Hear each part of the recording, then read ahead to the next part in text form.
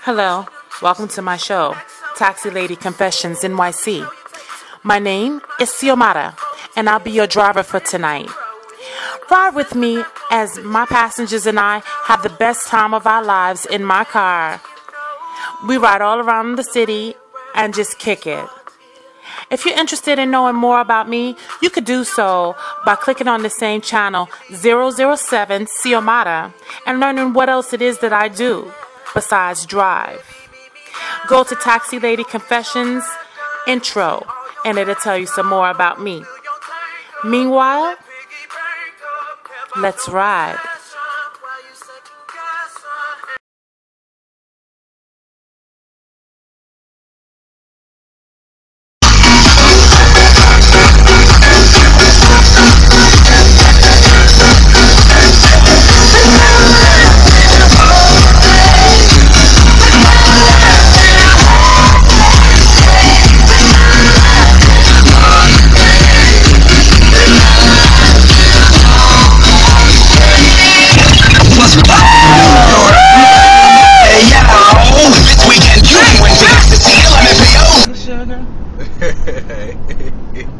Good looking youngin'.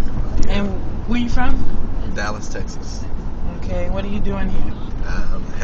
Just had my interview with Goldman Sachs on the way back to the airport. Okay, and in what capacity would you be working for Goldman Sachs? I'll be a sales and trading analyst on the floor for the summer. Don't really know my desk yet, but yeah. Okay, and you said there was stiff competition there. Yeah, it was stiff competition. Was definitely the only non-Ivy there. It was definitely, Harvard, Princeton, Yale, a couple guys from Duke, and me at Morehouse College. Mm-hmm. Okay. Hi.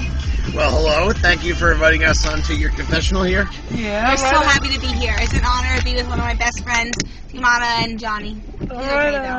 Right on. And you guys are getting ready to go where? We're going to Iggy's. We're going to sing some karaoke. Oh, that's awesome. My personal choice is Bohemian Rhapsody. I kill it. Is that right? Oh, yes. And I'm going to be testing out some new jams tonight. Maybe Kid Rock and Sheryl Crow Picture. Kid That was a recommendation from Johnny's brother. Maybe we could do that. We could do a little duet. I'm Kid Rock, you're Sheryl Crow. That'll be a big step. So why don't y'all blow something for me right now? Okay.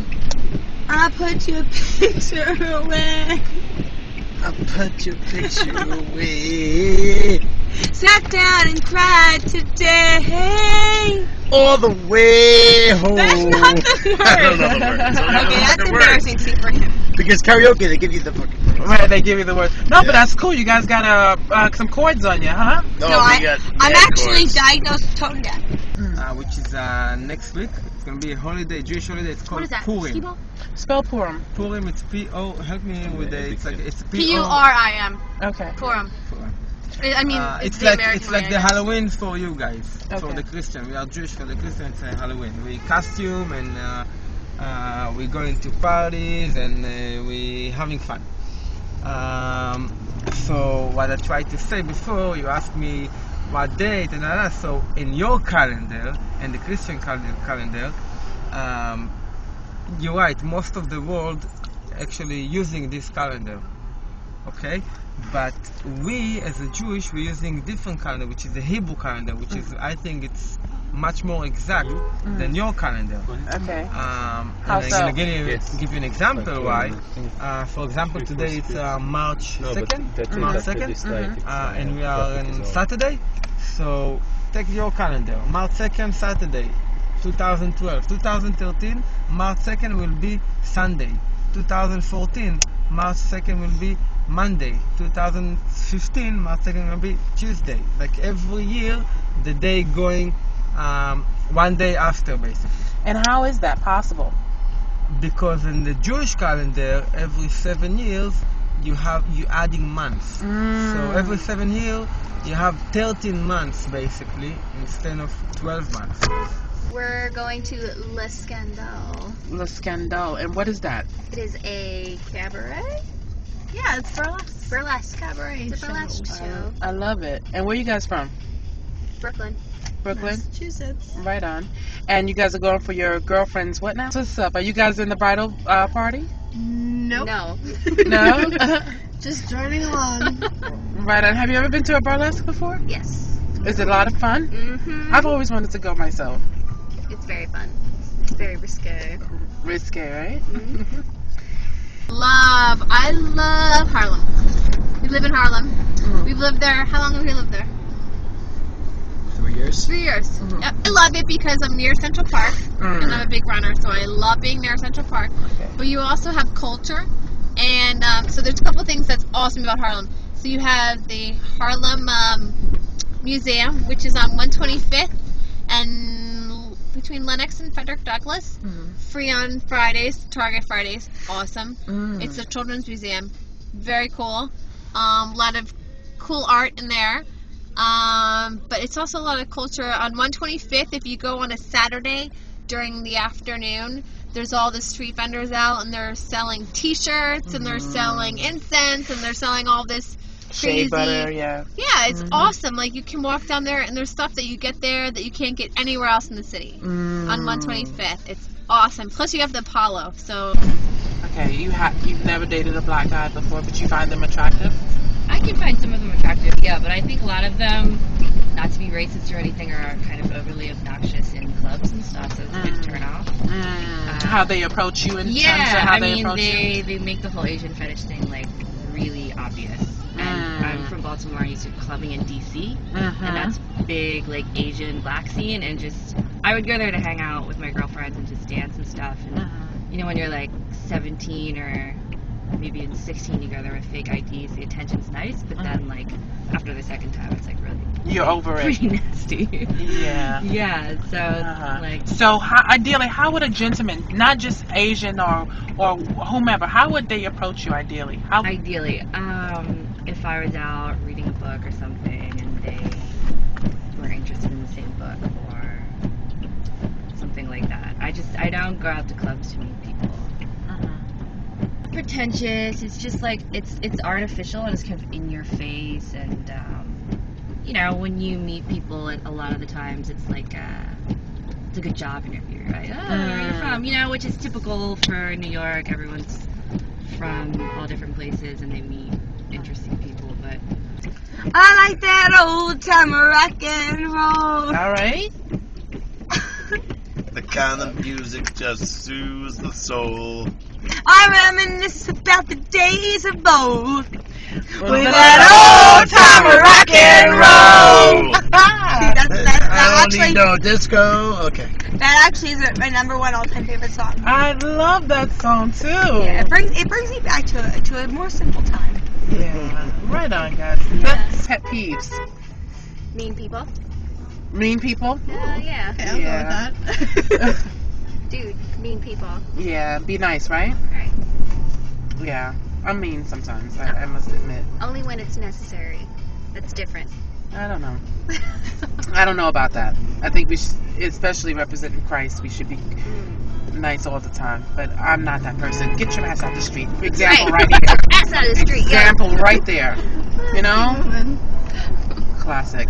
So, you pretty girls, what do you do for a living? I work in a cancer center. Oh, awesome. Now, see, talking about nice. How awesome is that? It's really fun. It's great. You get sad and rewarding, but it's sad fantastic. and rewarding. I bet you bring a lot of joy to your patients. Try.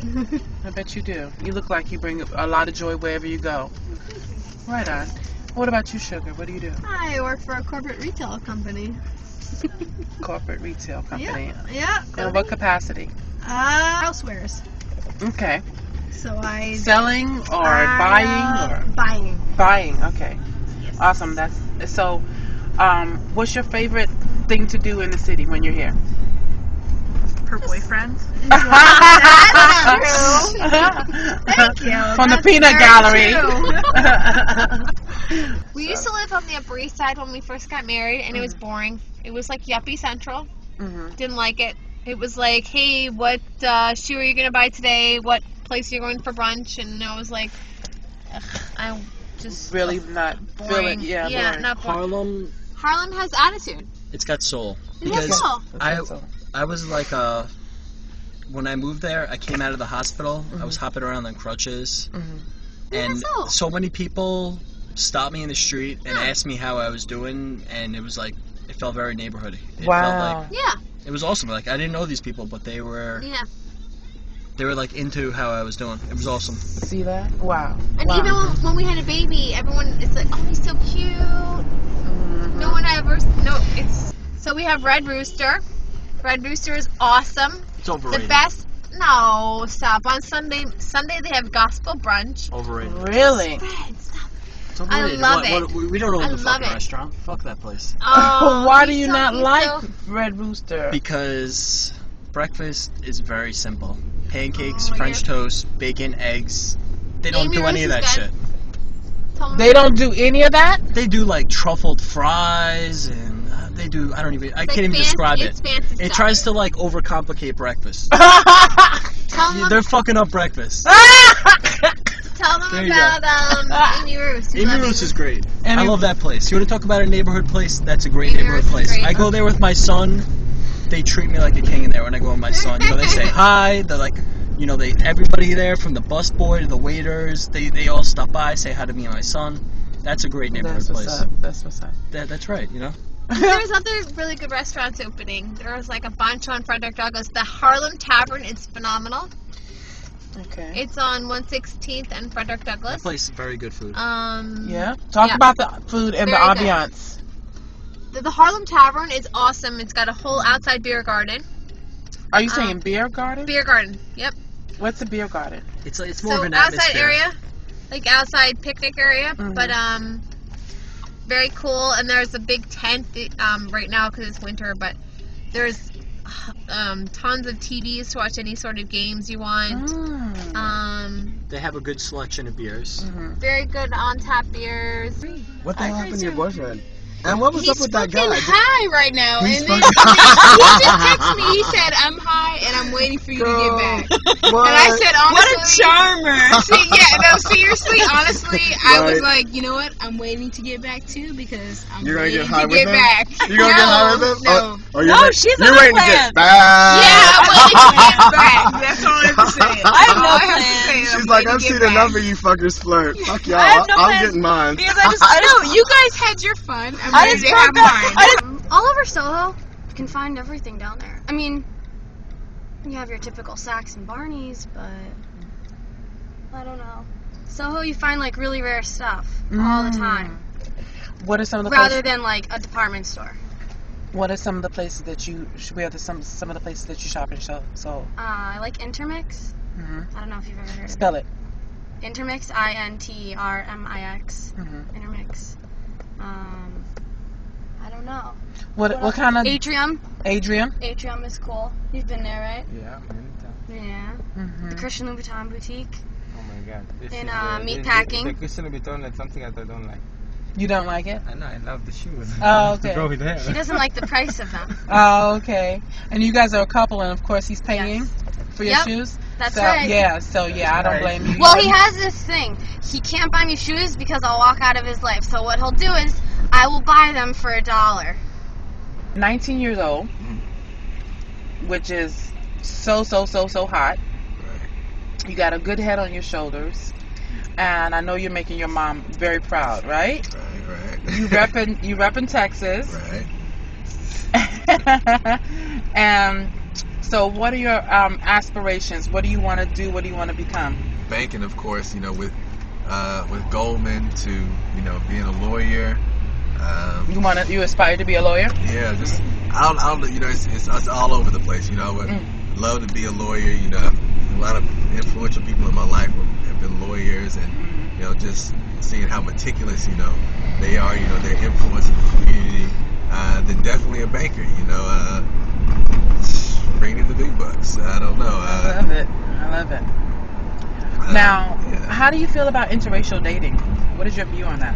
Interracial dating, I would definitely say I was more for interracial dating before coming into college. us being kind of like the Spell House, you know, Spellman Morehouse relationship. You know, they definitely pump the you know, the beautiful black love. You know, that's what they really pump into us, and you know, are just changing the perception of the black family.